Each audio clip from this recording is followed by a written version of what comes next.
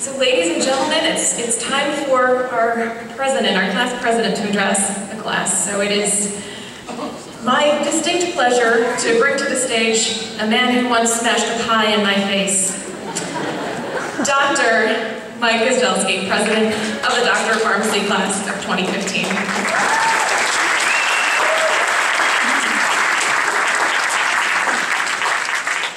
That is true, but James Awada and I paid a very heavy amount of money for that, so it was kind of a hit,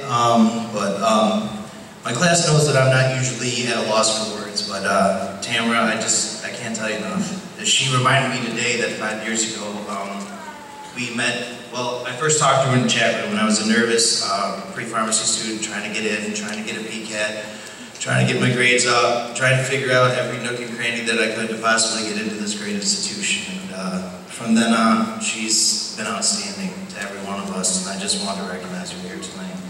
So again, thank you, Dr. Davis, for the introduction. First and foremost, a lot of the stuff is going to sound repetitive, so I'm sorry, but I wrote this before I knew what everyone else was going to say. So I would like to thank the faculty, alumni, and my fellow graduates for the opportunity to address our class for the last time. Like many of the assignments in pharmacy school, I completed the speech only a few hours before it was due. We gather here today for a moment that many of us will never experience again. According to Wikipedia, the favorite educational resource of not only the students, but also our faculty, the percentage of individuals in the United States who obtain a doctorate and/or professional degree by age 29 is about 1.7%. Overall, the United States has around 290,000 pharmacists, which amounts to roughly 0.09% of the population. And this makes me wonder, who do all the other people call who don't know a pharmacist to ask strange medication questions? So, while preparing for you to speak today, I sought advice from several of the faculty. Most of them were much harder to find now that they're not paid to talk to me. So during my journey to write the speech, I watched several videos of great commencement speeches. Jon Stewart, Dr. Oz, George W. Bush, Kermit the Frog, and Stephen Colbert. Needless to say, it was some seriously in-depth research, and no kidding, Dr. Oz and Kermit the Frog and W.'s speech were listed on NPR's list of 100 greatest commencement speeches.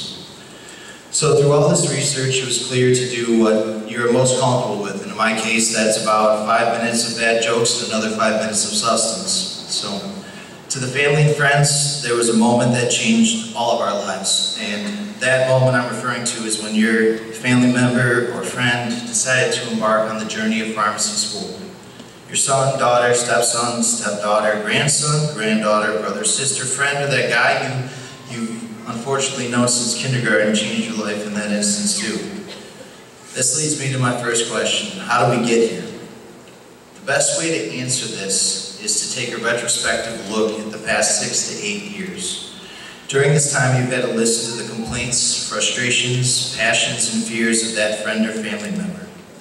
For this, we are eternally grateful.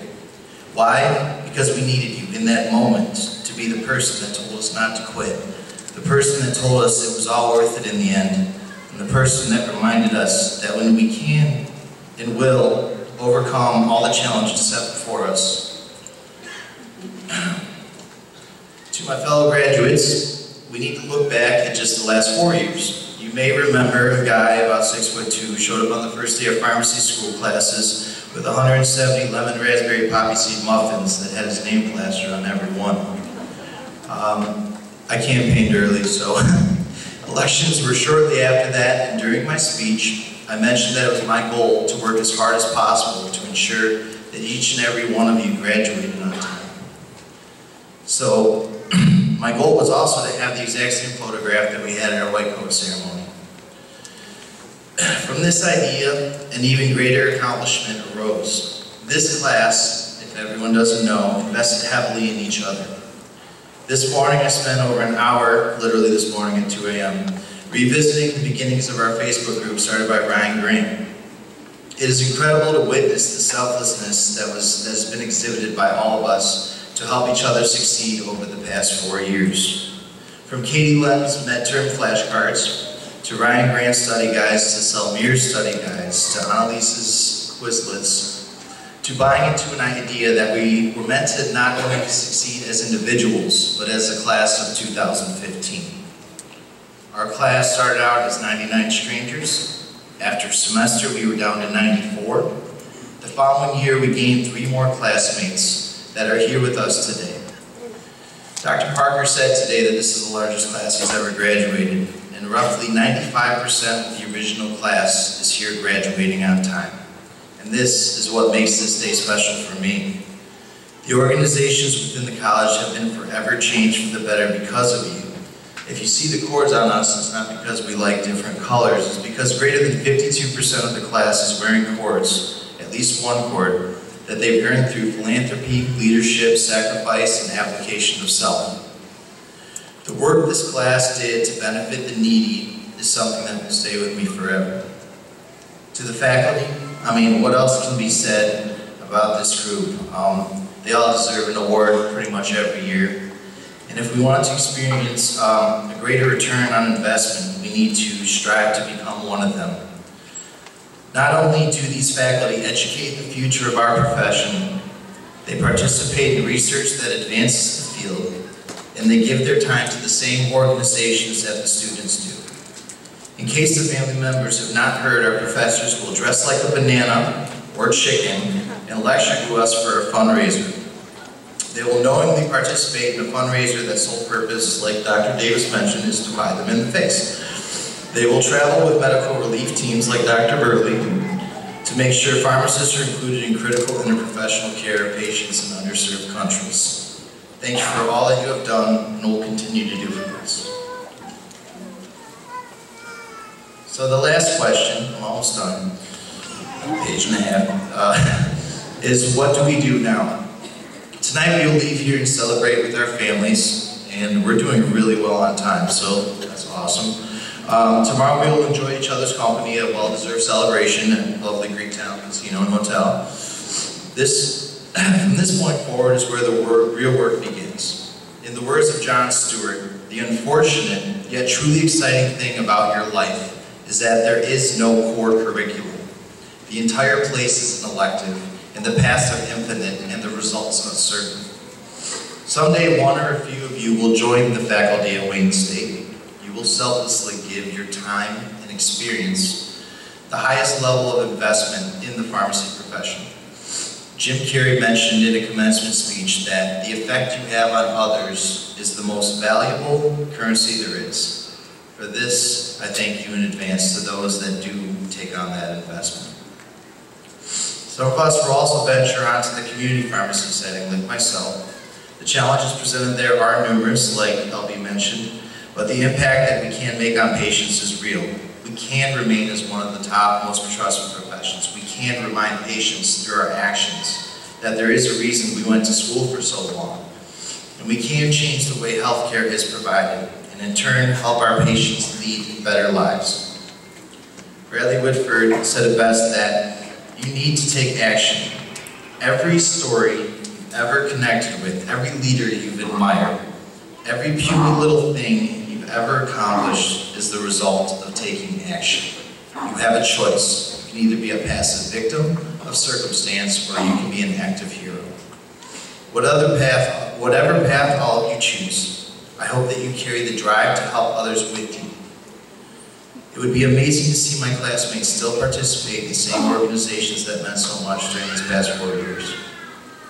Remember this from David McCulloch Jr., that the great and curious truth of the human experience is that selflessness is the best thing that you can do for yourself.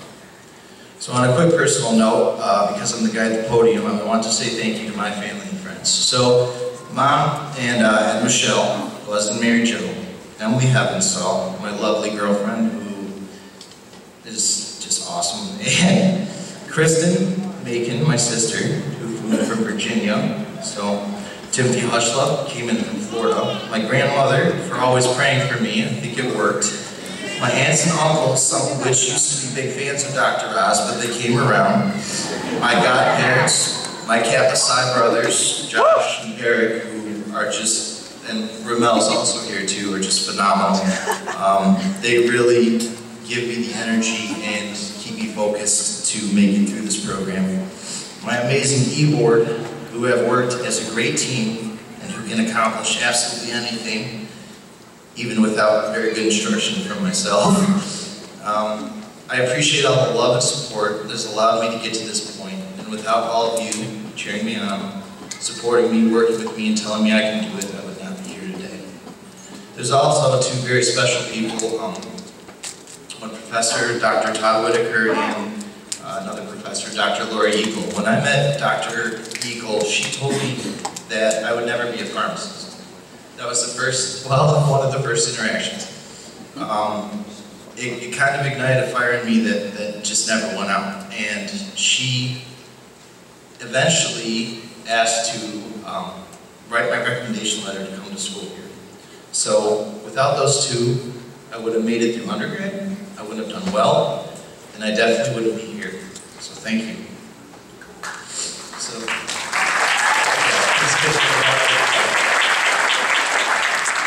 So the moment we've all been waiting for, me to be quiet and tassels to be moved over, is now here. So graduates, please join me in moving your tassel from left to right, thus signifying graduation.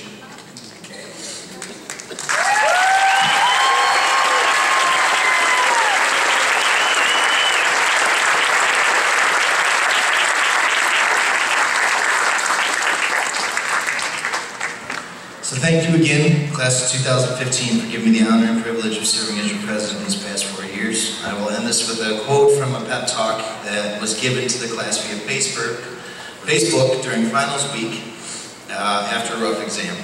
And I wrote, and it says that, don't be complacent, don't be mediocre, don't be worried about what ifs. Concern yourself with the here and now and the task at hand. There is no fear, there is no doubt, and there absolutely is no failure. All you have is the ability and willingness to adapt and overcome. Thank you very much.